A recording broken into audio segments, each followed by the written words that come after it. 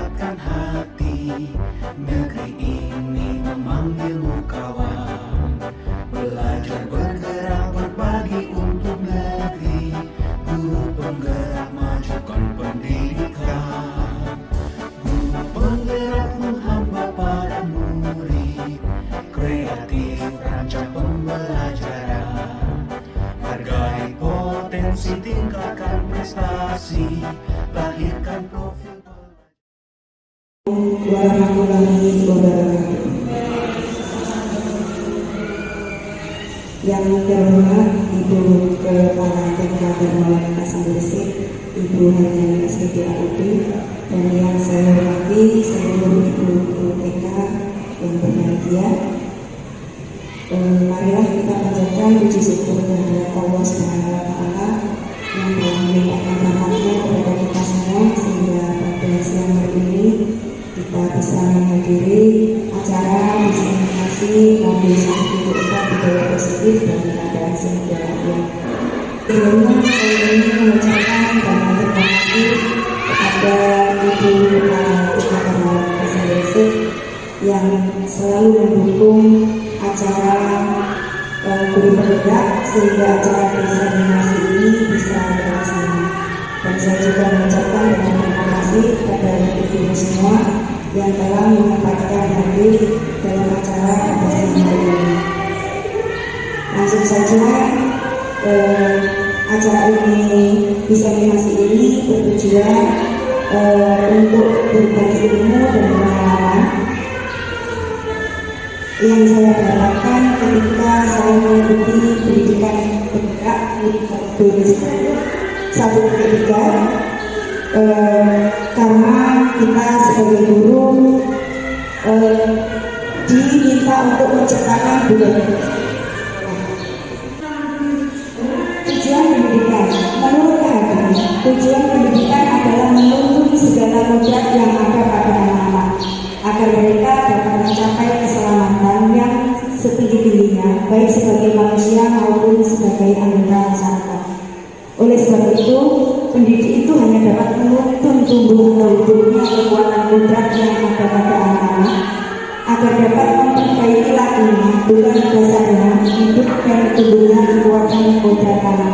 Di sini ada kata menuntun. Jadi kita sebagai pamong, yaitu tugas kita adalah menuntun tumbuh kembang lakunya anak, bukan menghilangkan atau menghapus dasarnya. Jadi tugas kita adalah menebali tulisan yang masih sama-sama pada anak-anak sehingga bisa memperbaiki tulisan tersebut. Kemudian selanjutnya, apa itu budaya positif? Budaya positif yaitu nilai-nilai, keyakinan-keyakinan dan kebiasaan-kebiasaan tersebut yang berpihak pada murid agar dapat berkembang menjadi pribadi yang kritis, penuh hormat dan tanggung jawab. Jadi sudah seharusnya tugas kita sebagai guru adalah menciptakan budaya positif itu di sekolah kita masing-masing untuk membuat sekolah kita menjadi lebih baik dan anak-anak merasa lebih dihargai sesuai profil pelajar Pancasila. Selanjutnya, konsep disiplin positif dan motivasi ini termasuk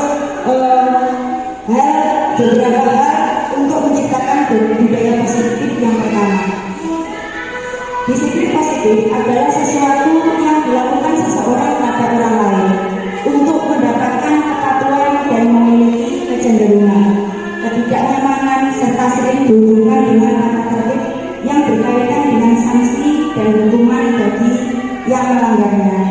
Menurut Dian Dosen dalam bukunya Restructuring School Discipline mengatakan ada 3 alasan motivasi perilaku manusia, yaitu 1, untuk menghindari ketidaknyamanan atau hukuman. Di sini orang yang motivasi perilakunya untuk menghindari hukuman atau ketidaknyamanan berarti perilakunya itu masih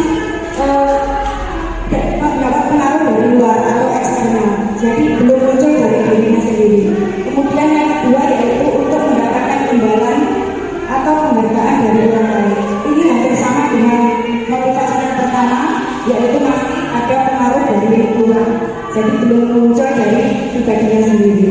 Kemudian motivasi yang ketiga yaitu untuk menjadi orang yang mereka inginkan dan menghargai dirinya sendiri dengan nilai-nilai yang mereka percaya. Nah, motivasi ini membuat seseorang memiliki disiplin positif karena motivasi ini muncul dari dirinya sendiri, jadi bersifat yang internal dan bukan karena adanya pengaruh dari luar. Nah, di sini menurut ibu dari ketiga jenis motivasi yang ada, motivasi manakah yang sebaiknya kita terapkan di sekolah? Monggo.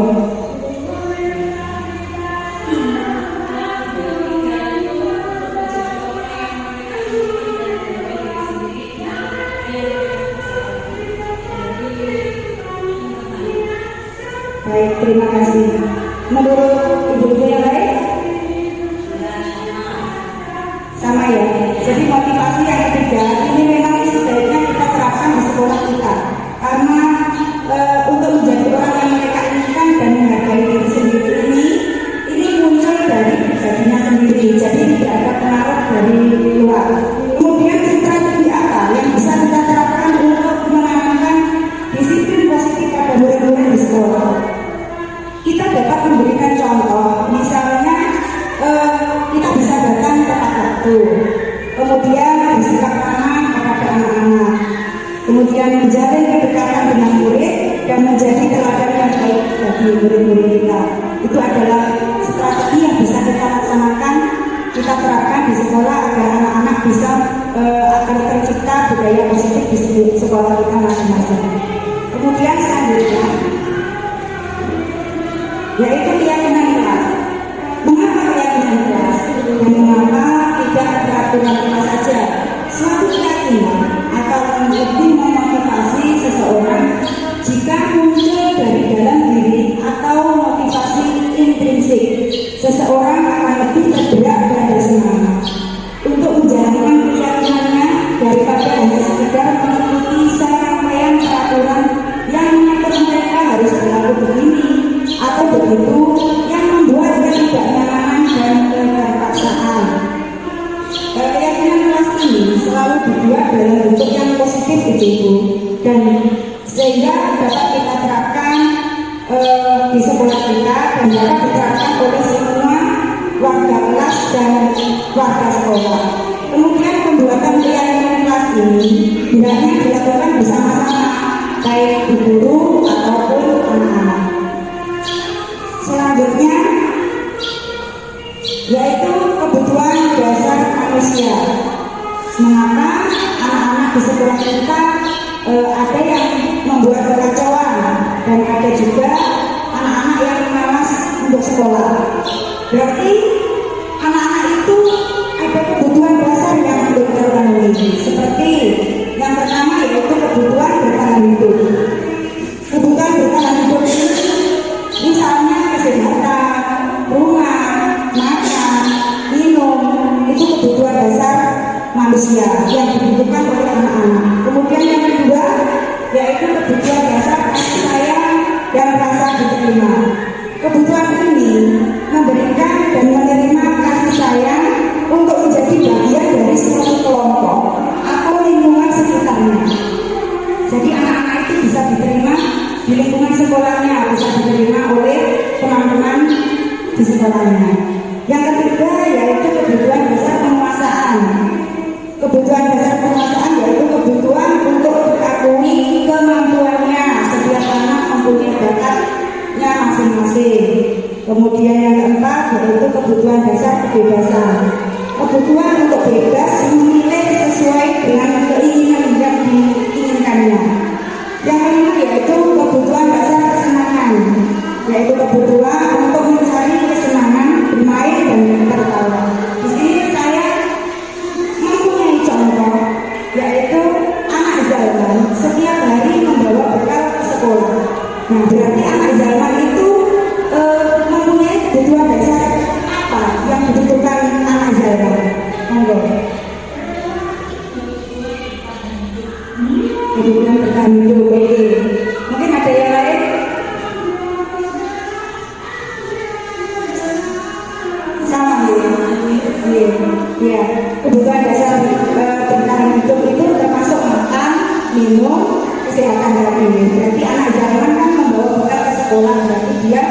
kebutuhan dasarnya, yaitu kebutuhan dasar kebutuhan bertahan hidup untuk menjaga dirinya sendiri. Kemudian contoh yang kedua, anak zaman ini setiap hari sudah membawa bekal makanan dari rumah, tetapi di sekolah anak zaman ini mencicipi makanan dari teman-temannya yang lain. Berarti anak zaman ini kebutuhan dasar apa yang belum terpenuhi? Monggo. Kebebasan, oke. Mungkin ada yang lain? Kesenangan, oke. Nah, di sini anak zaman memang membutuhkan kebutuhan dasar kebebasan yang belum terpenuhi, karena dia ingin bebas memilih sesuai dengan keinginannya, dan dia senang jika keinginannya itu bisa terpenuhi. Terima kasih. Selanjutnya 5 posisi kontrol, yaitu yang pertama, sebagai penghukum. Seorang penghukum bisa menggunakan hukuman fisik maupun hukuman verbal dengan nada yang suara tinggi.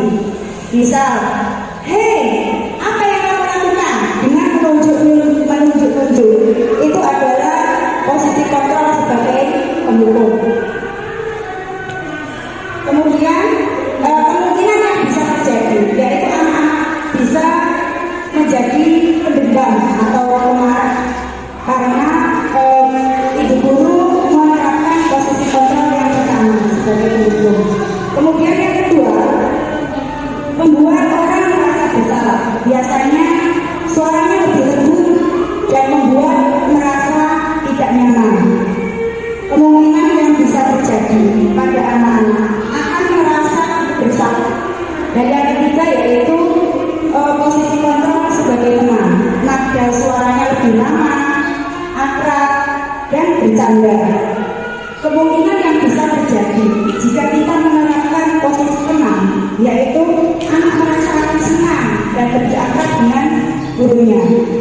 Yang keempat yaitu sebagai pemantau atau mengawasi.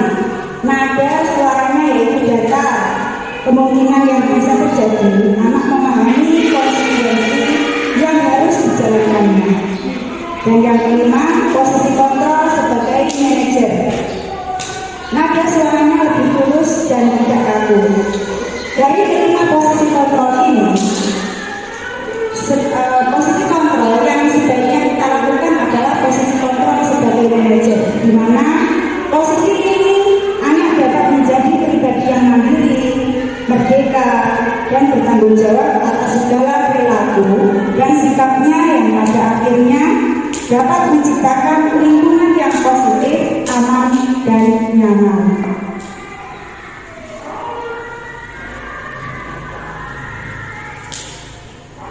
Dari kelima posisi kontrol, pencapaian posisi kontrol adalah sebagai manajer, di mana posisi ini anak dapat menjadi pribadi yang mandiri, merdeka, dan bertanggung jawab.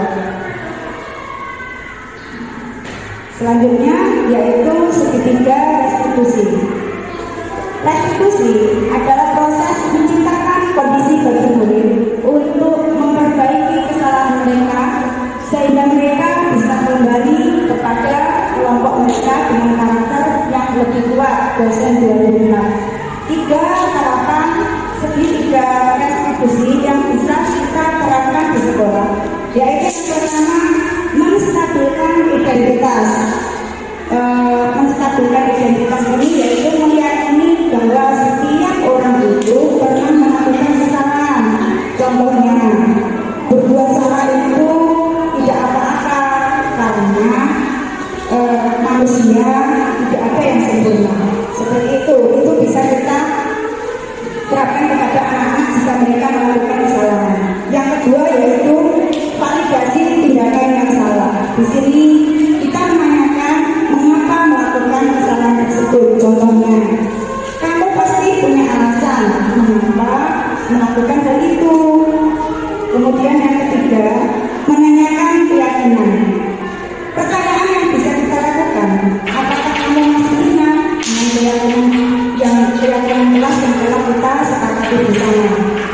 Nah, dengan ketiga segitiga restitusi tersebut, maka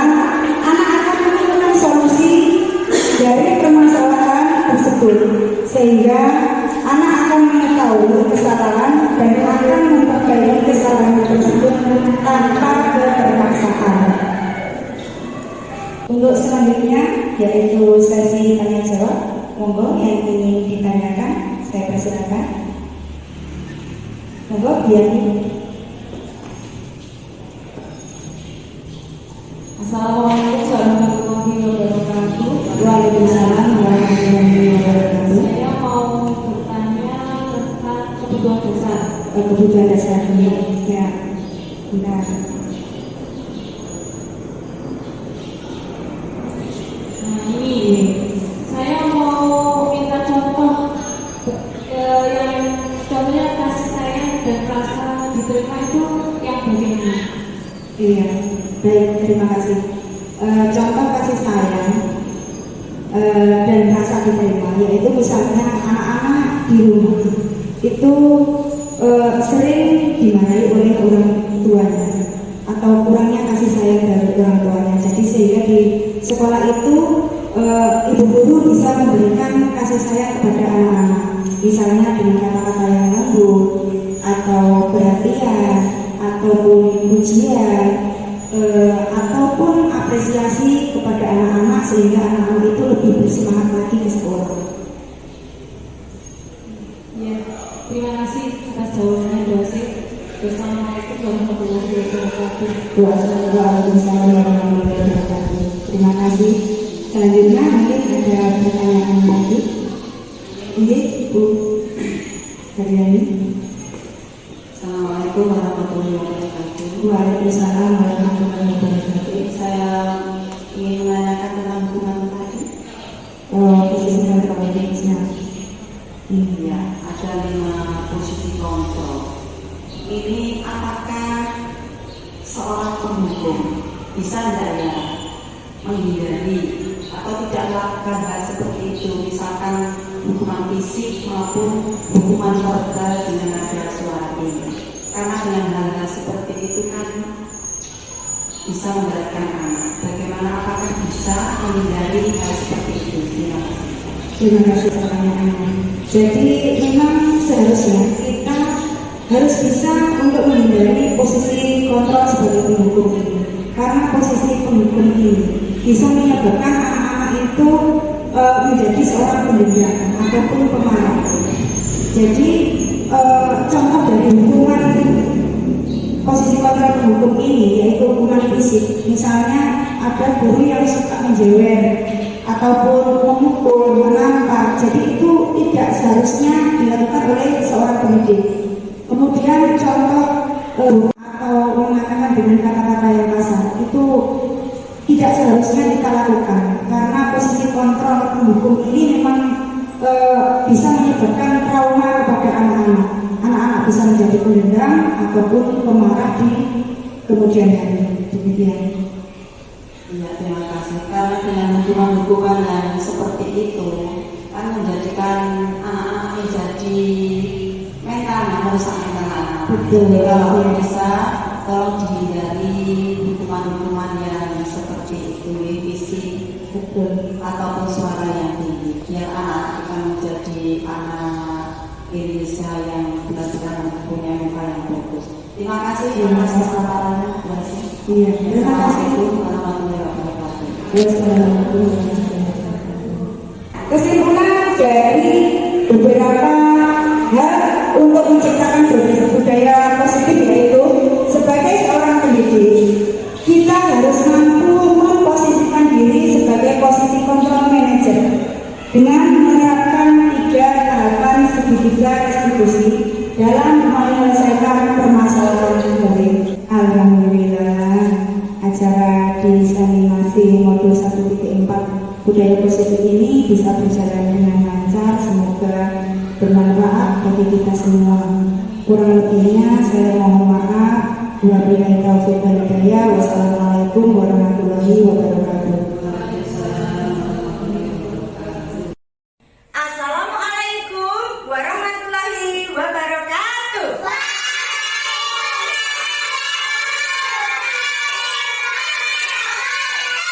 Pinter semua. Apa kabar hari ini? Luar biasa. Bahagia. Senyum ya. Aku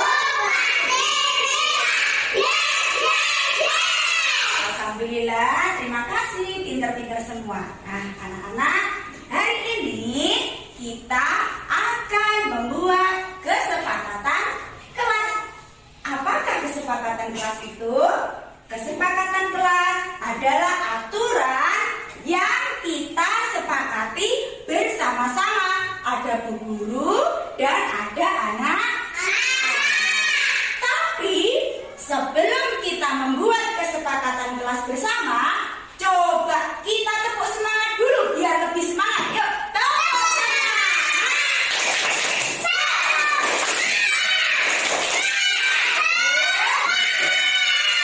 Oke, terima kasih. Sekarang dilihat bu guru mempunyai gambar. Nah, di sini bu guru punya gambar anak yang semangat dalam belajar.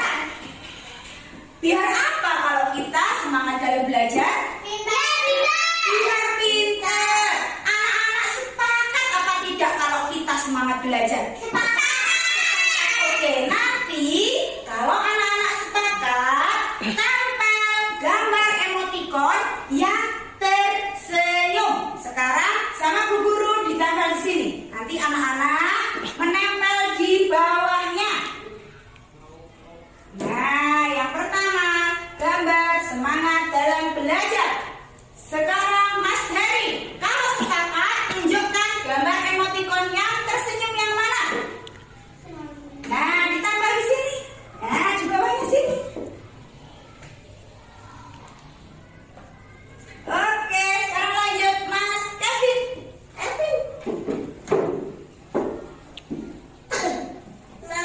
Mas Yaman.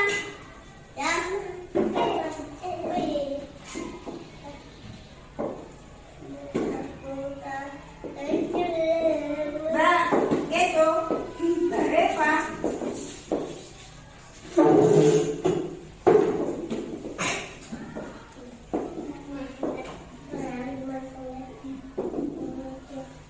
Yuk, Mbak apa? Soren. Mbak Arsil, Mbak Sena. Ayo sini. Tempel.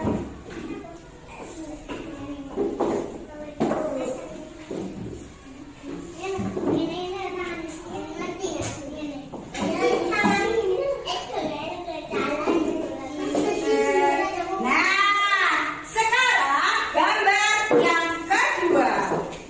Gambar yang kedua ada gambar anak yang lagi merapikan mainan. Jadi setelah bermain, mainannya dirapikan kembali. Anak-anak sepakat apa tidak? Biar apa ya? Kalau mainannya dirapikan kembali? Biar bersih, biar nyaman. Bagaimana kalau ada anak yang tidak mau merapikan? Jadi kotor. Oke, sekarang kita tempel dulu. Yuk, sekarang Mas Dery lagi tempel lemotnya. Mas Kevin lanjut.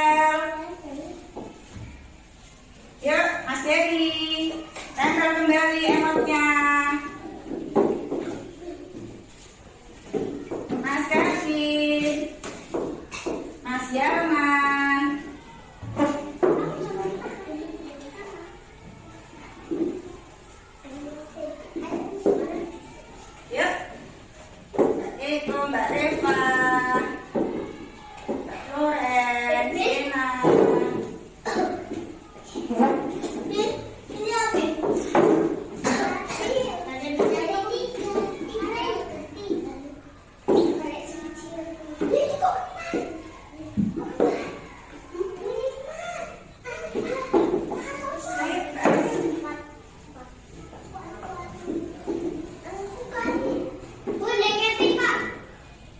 Sudah?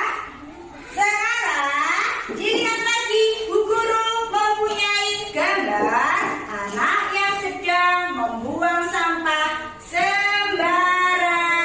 Sepakat apa tidak? Kalau tidak, kenapa? Iya, membuat lingkungan menjadi kotor. Membuang sampah sebaiknya di mana? Sampah. Sepakat apa tidak kalau membuang sampah sembarangan?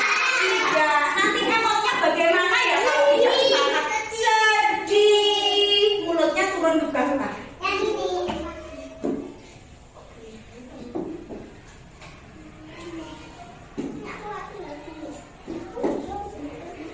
Ayo, Mas Dery. Sini. Dibawain ke sini. Oke. Mas Kevin. Oke, yuk lanjut. Lanjut belakangnya.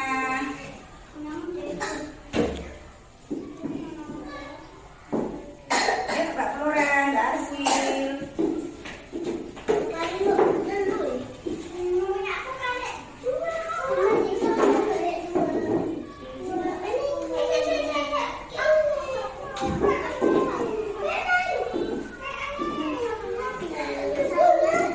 Nah, sekarang didengarkan lagi. Halo. Bu Guru masih punya gambar. Nah, ini gambarnya anak yang suka mengganggu teman-temannya atau membuli teman-temannya. Boleh nggak membuli teman? Boleh nggak mengganggu teman? Tidak boleh. Jadi harus sama teman, harus saling menyayangi. Sepakat apa tidak kalau ada teman yang suka mengganggu? Tidak. Nanti emotnya bagaimana? Sedih. Oke.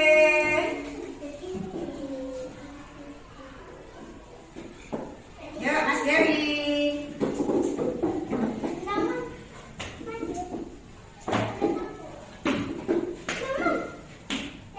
Yuk, Mas Yalman, Mbak Keiko, Mbak Reva.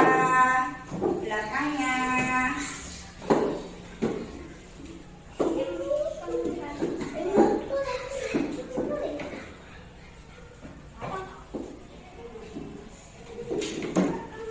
Mbak Arsil.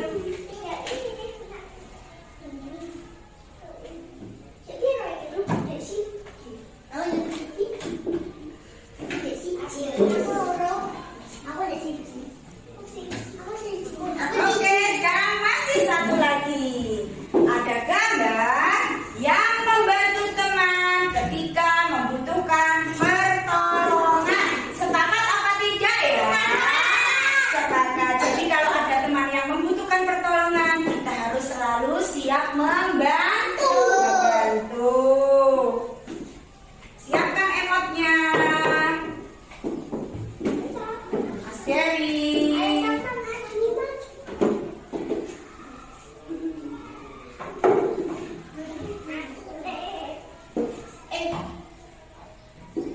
Yuk, Mbak Floren, Mbak Arsil, Mbak Sena.